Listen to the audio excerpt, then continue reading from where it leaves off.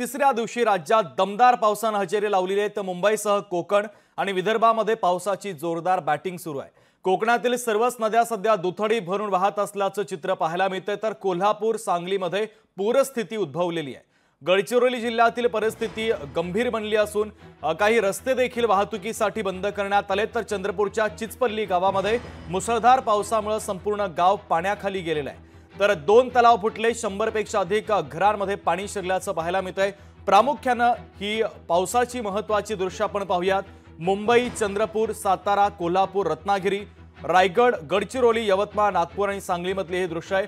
अनेक ठिकाणी रस्ते पाण्याखाली गेल्याने वाहतुकीचे मार्ग बदलण्यात आले। काही ठिकाणी वाहतुकीचे मार्ग बंद झाल्याचं पाहायला मिळतंय। मुंबईमध्ये रस्त्यावरती पाणी साचलंय, सखल भागात पाणी साचल्याने नागरिकांना अडथळा निर्माण झालेला आहे। चंद्रपूरमध्ये देखील मोठ्या प्रमाणात सखल भागामध्ये पाणी साचल्याचं पाहायला मिळतंय। रत्नागिरीमध्ये नद्यांना पूर आलेला आहे। रायगडमध्ये देखील पूर सदृश्य परिस्थिती निर्माण झाली।